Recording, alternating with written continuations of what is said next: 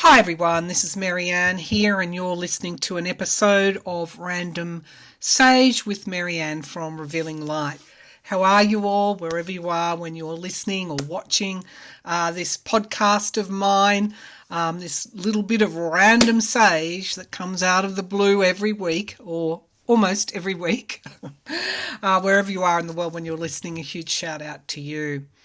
Well, there's a lot to talk about today. I generally want to talk about hope, probably because of the work that I have been doing over the last 7 or 8 years has been a lot to do with hope when the going gets tough, hope when there's no glimmer of light coming down that dark well that you're apparently sitting in. And miraculously, if you set your intention and believe in hope, you can actually see a little bit of a light coming through a window that perhaps you didn't see before. What is hope? I talk about it a lot on my channel, Revealing Light Tarot, Astrology and Spirituality.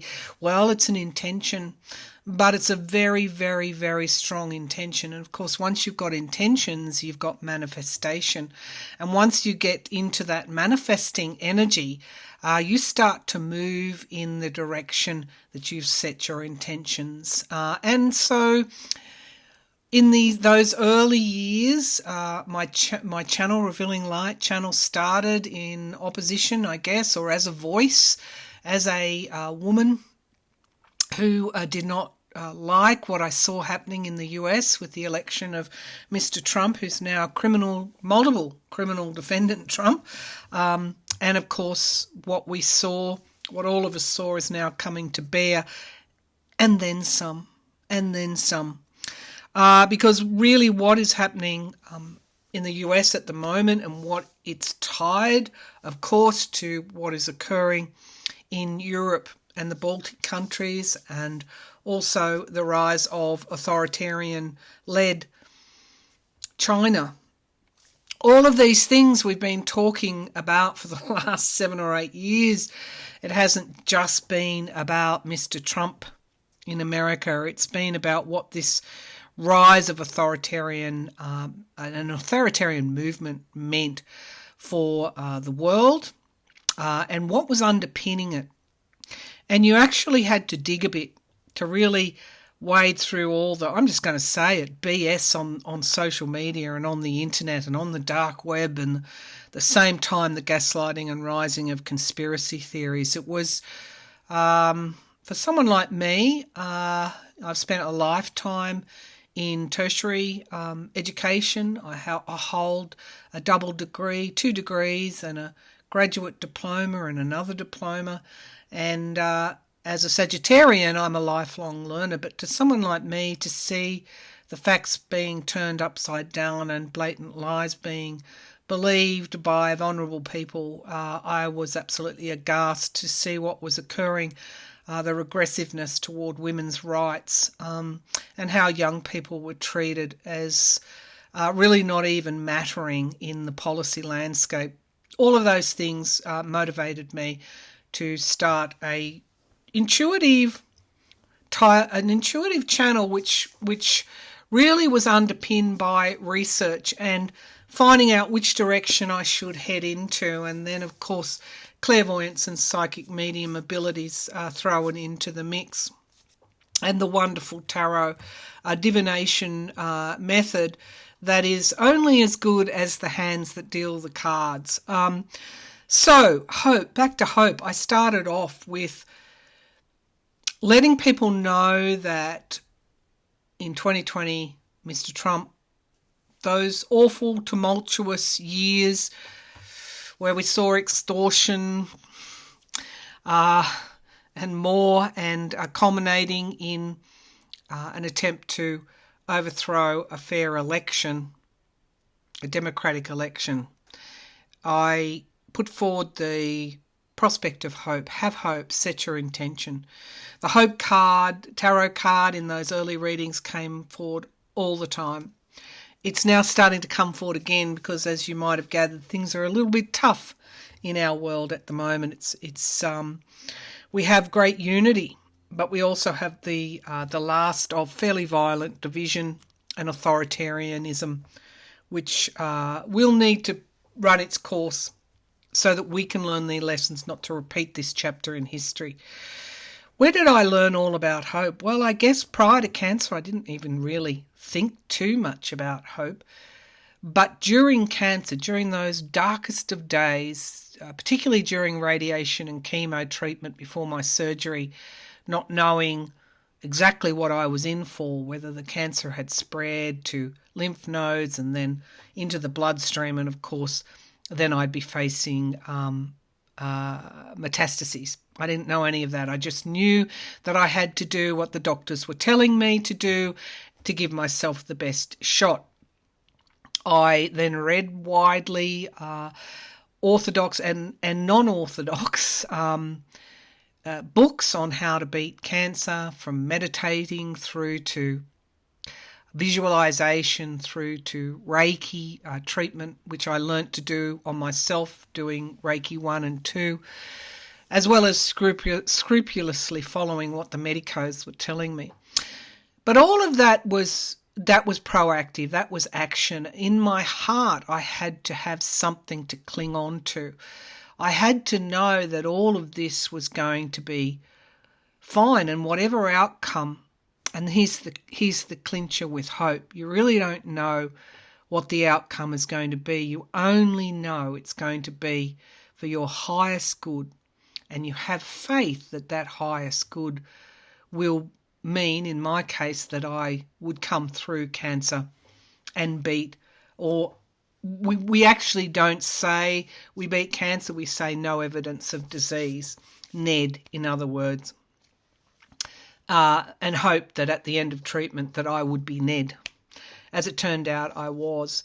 That hope was like being down, and people who suffer from depression or great loss, bereavement, loss of a lifetime partner, loss of, ability, physical ability, and, becoming disabled in some way, loss of career, loss of lifestyle, a 360.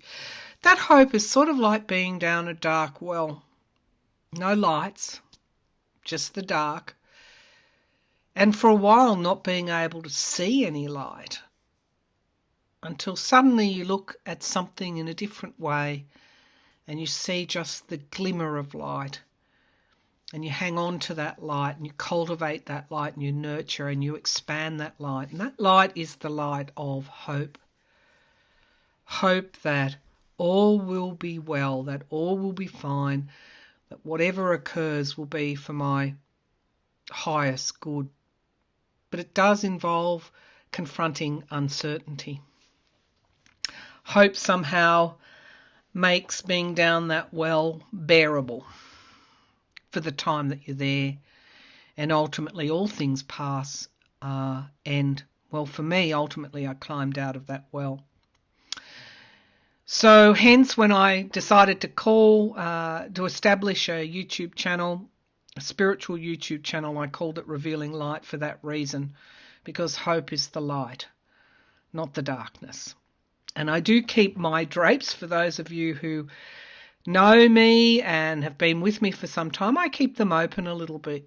And I always will, because I want that light to come in, that light of awareness and that light of hope to come into my readings.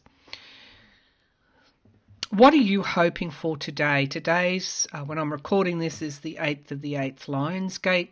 It's supposedly a very auspicious time when the Sirius, our spiritual star, the brightest star in the night sky, aligns with Earth and the constellation of Orion. And we are in Leo. The sun is in Leo, hence the lion. Lionsgate 8-8. A portal is supposed to open and you get to manifest. Your manifestation can be extremely strong on this day, and you can have an opening up of spiritual awareness and involvement. So they're all good, positive, optimistic things to think about. So today I'm going to ask, what are you hoping for? There are universal themes: peace, particularly caring for our dear Mother Earth, the way that she cares for us,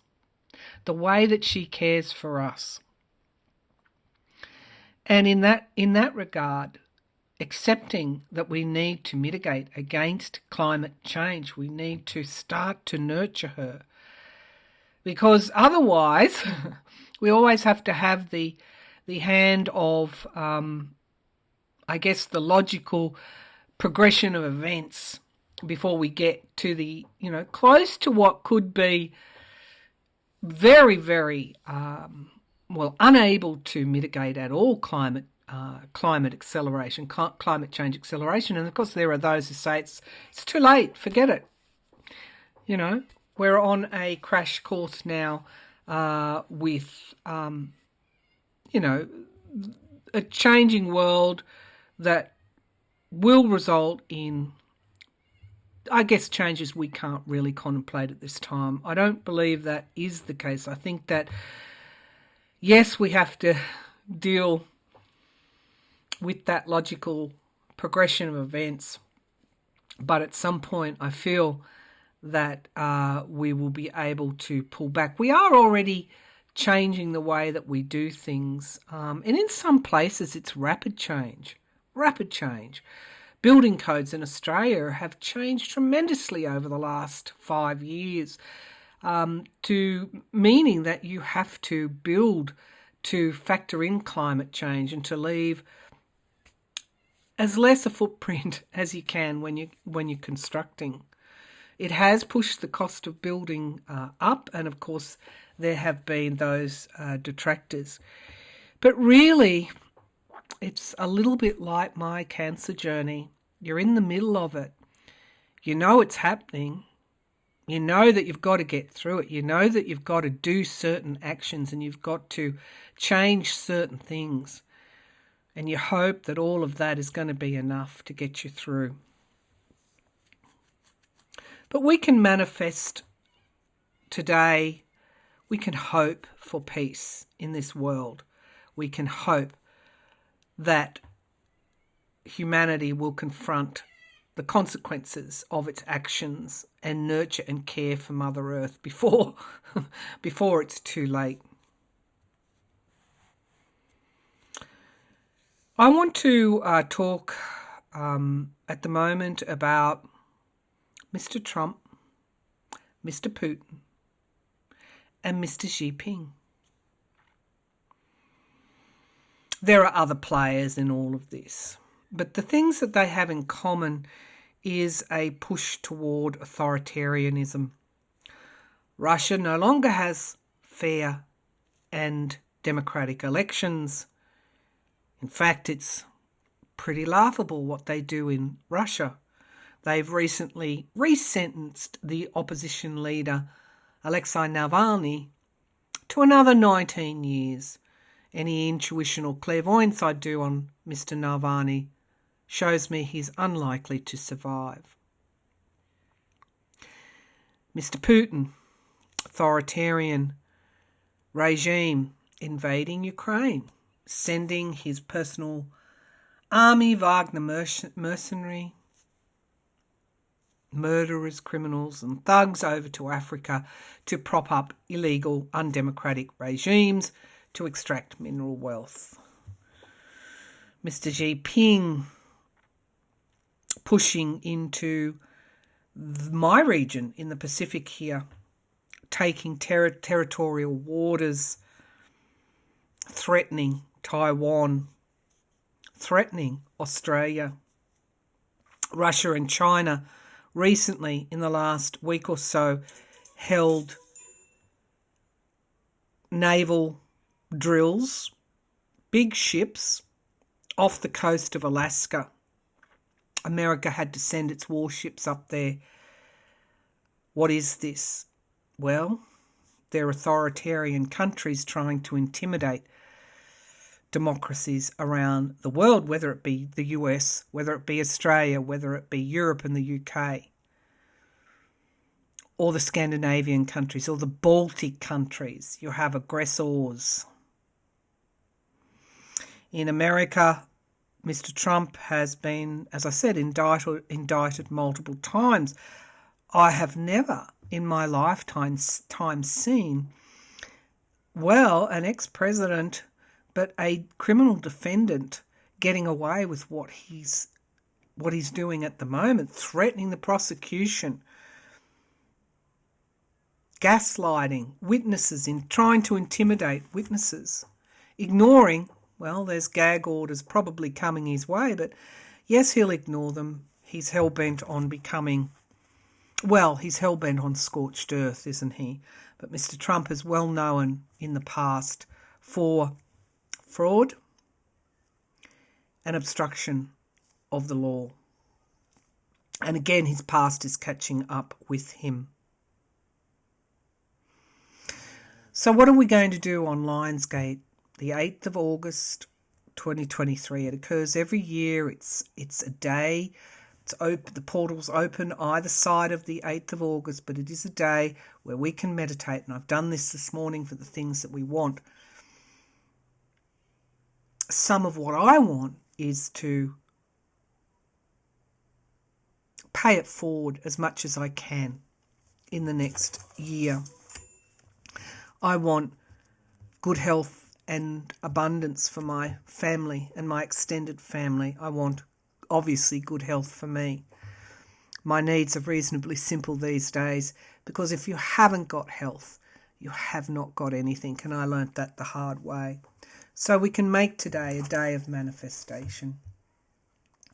Now, this reading wouldn't be complete without pulling some cards, as I do each week or each fortnight, however regularly I do this podcast, as regularly as I can.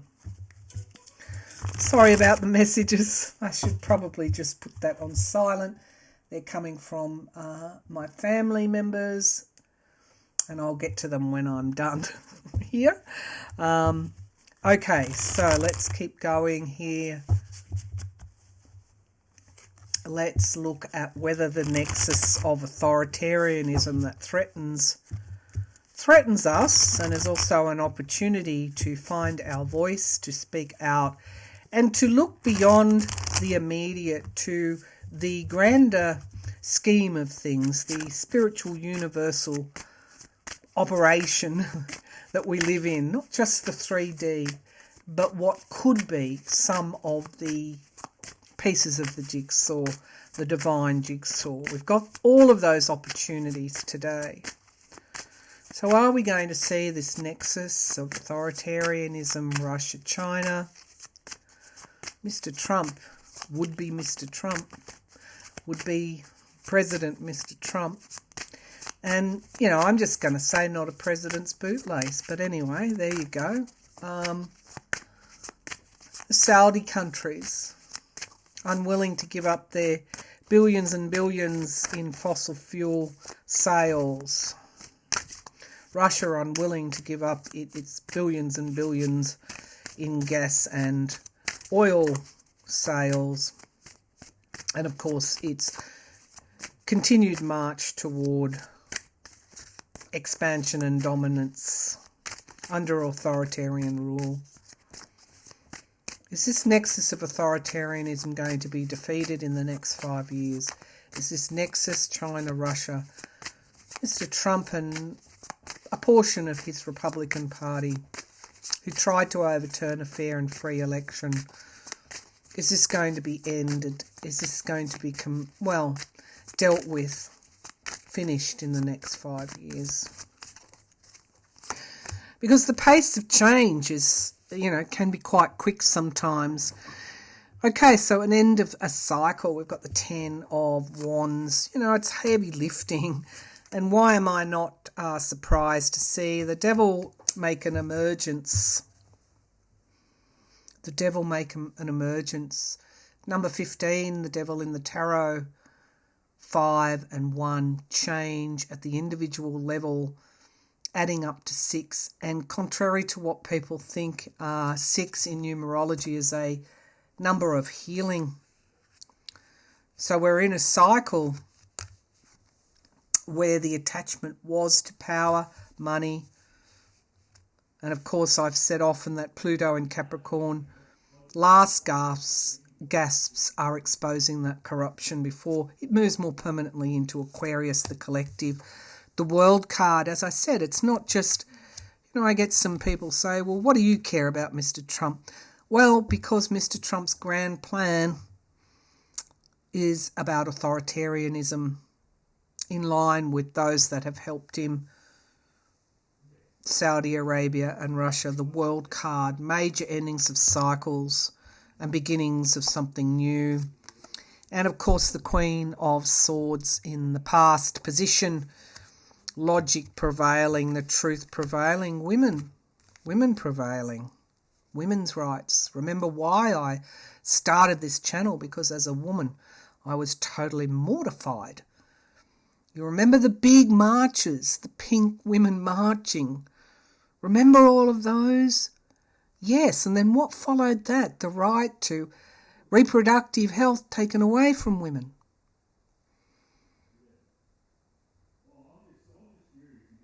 And women have died as a result.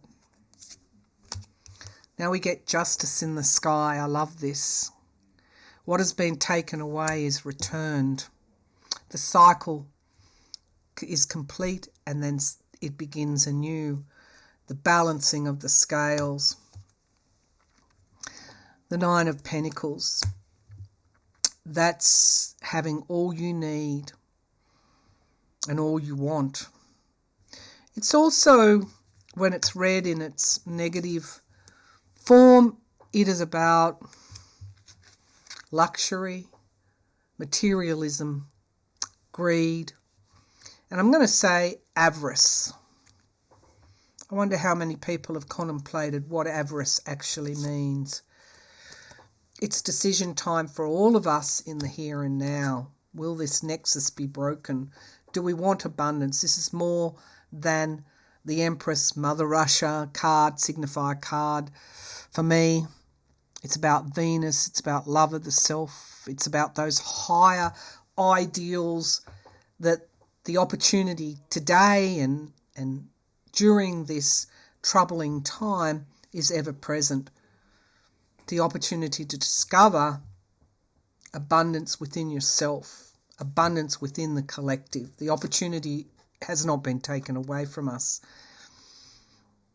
But will we, with that Page of Swords, will we see enough? Will we learn enough? Will we become aware enough?